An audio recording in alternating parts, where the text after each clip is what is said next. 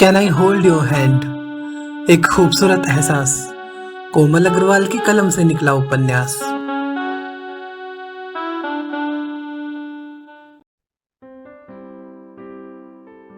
Dear listeners, आप सुन रहे हैं can I hold your hand, एक खूबसूरत एहसास का दूसरा भाग मेरे यानी कोमल अग्रवाल के साथ। कहानी के पिछले भाग में आपने सुना कि अहमदाबाद का शेखर मेहता और देहरादून की पाखी राजपूत दोनों पहली बार मिले हैं, जबकि उनका परिचय फोन पर है, पहले से ही एक कॉमन फ्रेंड के जरिए। शेखर पाखी को मन ही मन चाहता है और आज उसे प्रपोज करने के मूड में है। तो चलिए देखते हैं कि शेखर उसे प्रपोज कर पाता भी है या नहीं।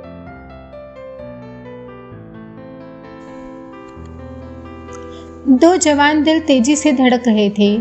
कार में बैठे शेखर और पाखी एक दूसरे के बहुत नजदीक न होने पर भी नजदीकी महसूस कर रहे थे। आखिर ये कैसा आकर्षण था जो दोनों को एक दूसरे के करीब और करीब लाता जा रहा था। पाखी ने शेखर से कह तो दिया कि वह नाराज नहीं होगी, पर उसका मन विचलित हो रहा था। जाने शेखर कौन सी बात कहेगा। सोच सोचकर वह गंभीर हो गई। शेखर ने उसकी असहजता भांप ली थी। बिना एक भी पल की देर किए वह धीरे से बोला, पाखी, can I hold your hand. पाखी का तो जैसे दिल ही बंद हो गया हो। उसने इस स्थिति की कल्पना भी नहीं की थी। जिस फोन पर हुई मित्रता को वह बेहद मामूली सा समझ बैठी थी, शायद वह सामान्य से कहीं अधिक है, यह जानकर उसे डर सा मालूम हुआ। मगर शेखर के मोहक अंदाज और अपनत्व भरे स्वर ने चंद ही पलों में उसके डर को मिटा दिया। आपने जवाब नहीं दिया, can I hold your hand. Shekhar मुस्कुराया। शायद ही कोई ऐसी लड़की होती जो शेखर के ऐसे प्रस्ताव को ठुकरा पाती, मगर पाखी तब तक समझ चुकी थी कि यह प्रस्ताव भरोसे का प्रस्ताव है, शेखर पर उसके विश्वास का प्रस्ताव। उसने सहमति दी और अगले ही क्षण उसकी दाईं हथेली शेखर के हाथों से जा मिली। यह पल नवीन पल था, एहसास का पल, एक खूबसूरत एहसास का पल, जिसे महसूस कर दोनों किसी अनजानी मजबूत दोस्ती की डोर में बंध गए थे। पाखी की उंगलियों की नरमी शेखर को उसके और नजदीक खींच रही थी, लेकिन मैत्री के अपने दायरे होते हैं, यह सोचकर शेखर ने अपने बेसुध होते मन को सचेत किया। वह खोया सा बोला, जानती हैं, मैंने इस पल का कितना इंतजार किया है। पाखी हर हाल में खुद को संभालना जानती थी, इसलिए जल्द ही सहज हो बोली, जी, अंदाजा है मुझे। वैसे एक बात कहे बिना नहीं रहूँगा कि आप इस नेवी ब्लू साड़ी में बहुत ही खूबसूरत लग रही हैं और मुझे इंडियन ट्रेडिशनल ड्रेसेस बहुत पसंद है, स्पेशली साड़ी। शेखर बोला, और आप भी बहुत स्मार्ट लग रहे हैं। ब्लैक आपका फेवरेट कलर है ना। पाखी ने उसे देखकर कहा, आपको याद है। वह हैरान हुआ। जी, लगभग आपकी सभी फेवरेट चीजें, वह बोली। तो कहाँ चलना चाहेंगी, मेरी कोई फेवरेट प्लेस, उसने पूछा। कहीं भी जहां आपका दिल चाहे, पाखी सहजता से बोली। शेखर ने उसका हाथ छोड़ दिया और कार स्टार्ट की। म्यूजिक सिस्टम पर उसका गाया गीत पाखी के मन को बांध रहा था।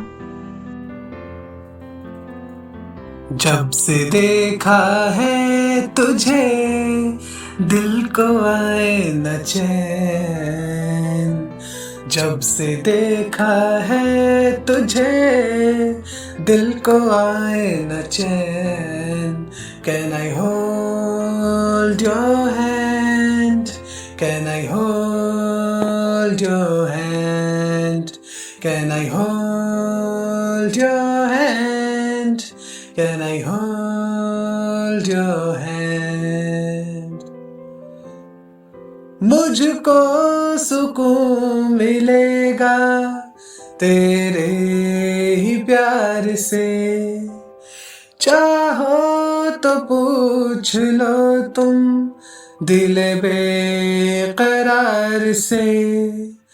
मिश्री सी घोल कानों में मीठे से तेरे ban Can I hold your hand? Can I hold your hand? Can I hold your hand? Can I hold your hand? होता है बेकरार दिल जब मिले तुझसे नैन Can I hold your hand? Can I hold your hand? Can I hold your hand? Can I hold your hand? मंत्रमुग्ध से चकित हो पाखी ने पूछा, ये आपने लिखा है और गाया भी तो है। आपको क्या लगता है? शेखर ने भी सवाल पर सवाल किया। कुछ सोचते हुए पाखी बोली, आवाज तो आप ही की है, आई एम श्योर। एक नजर पाखी के चेहरे पर डाल शेखर ने सड़क की तरफ देखते हुए कहा, इतनी कॉन्फिडेंट है? इस आवाज को मैं कभी नहीं बुला सकती। पाखी ने कहा तो बहुत धीरे से था, मगर शेखर के दिल पर इस वाक्य ने धाक जमा ली। Right you are. उसने कार एक गार्डन के सामने जाकर रोकी। आप अंदर चलिए, मैं अब भी आया। कहते हुए उसने पाखी के साइड वाला डोर खोला और फिर उसे उतार गाड़ी में जा बैठा। अरे लेकिन आप कहाँ जा रही हैं? पाखी उसके इस व्यवहार पर हैरान परेशान खड़ी सी रह गई। बस अब भी आया, 5 मिनट में। वह कार तेजी से भगाता हुआ चला गया और इधर पाखी अनजान शहर में भीड़ भाड़ से दूर इस गार्डन के सामने खड़ी क्या करे क्या न करे की सोच में डूबती उतराती कोई चारा न देख अंदर की तरफ मुड़ी। कहीं उसने शेखर पर भरोसा करके कोई भारी भूल तो नहीं कर दी थी। एक और जहां पाखी प्राकृतिक परिवेश में अनगिनत फूल पौधों को देख रही थी, तो दूसरी ओर शेखर जहां पहुंचा था पास की फ्लावर्स वैली शॉप में, जहां हर एक आने वाले का स्वागत कुछ अलग ही अंदाज में किया जाता था।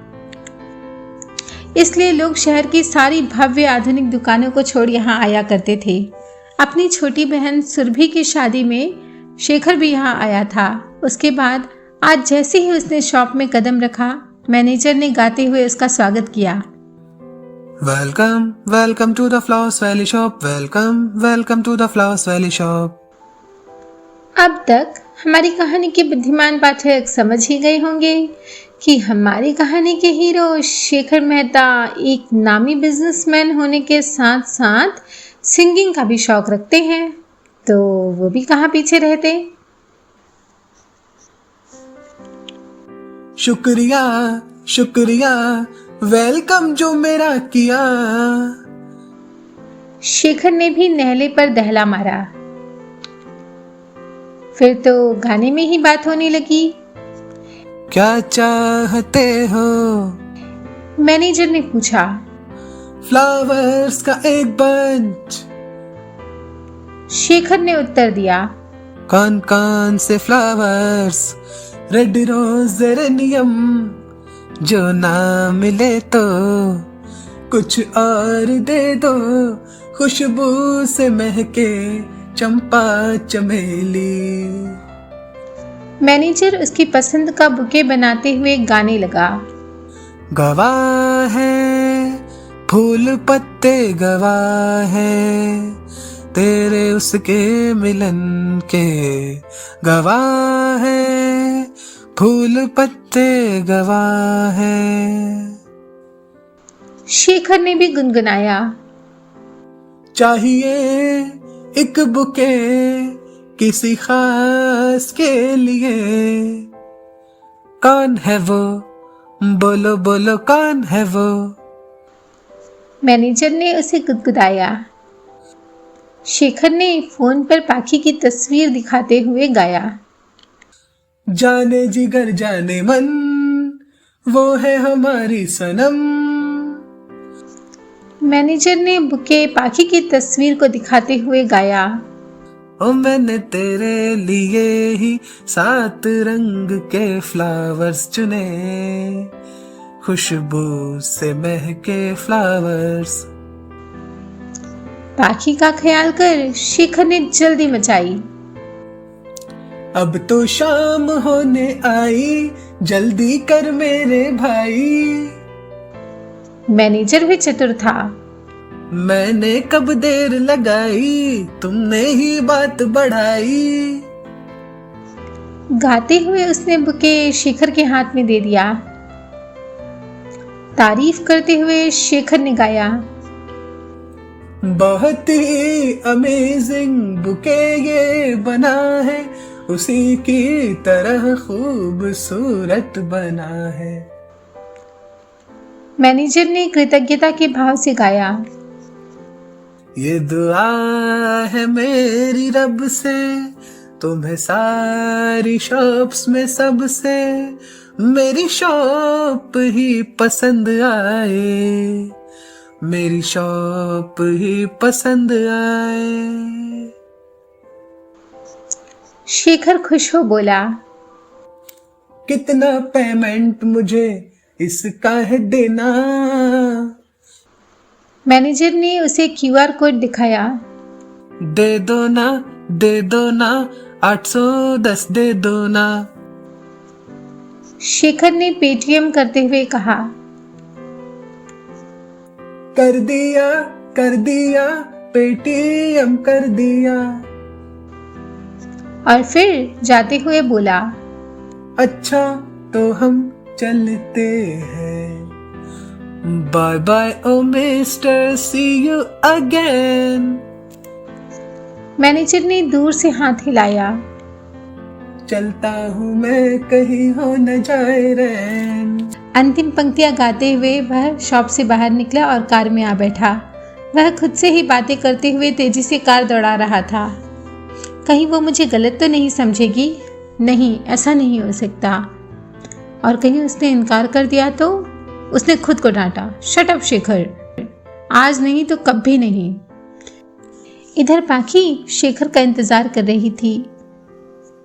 एक गुलमोहर के पेड़ के चारों तरफ बने संगमरमर के चबूतरे पर बैठी वह लता मंडप से घिरे वाटर फाउंटेन से गिरते जलधारों को निर्निमेष देख रही थी। इतना सुंदर नजारा था कि आंखों में भर लेने को जी चाहता था।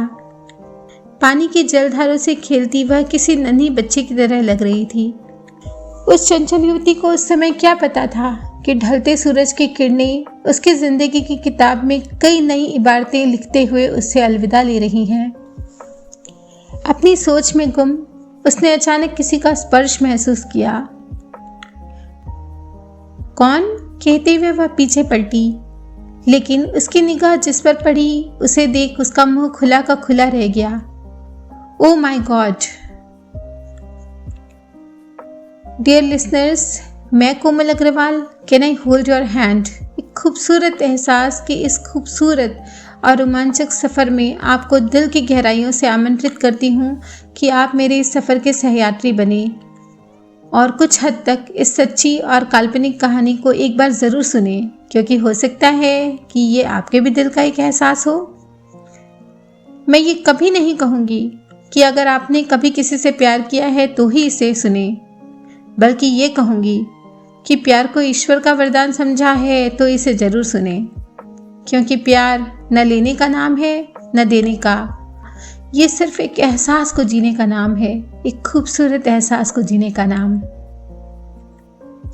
फिर मिलेंगे किसी और भाग में, तब तक सुनते रहिए can I hold your hand, एक खूबसूरत एहसास।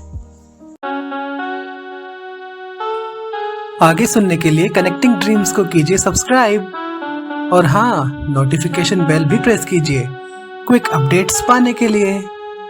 पसंद आया तो लाइक का बटन जरूर दबाइए, शेयर कीजिए अपने फ्रेंड्स एंड फैमिली के साथ और अपनी फीलिंग्स शेयर कीजिए हमसे कमेंट्स के द्वारा। Stay tuned with connecting dreams. Thank you.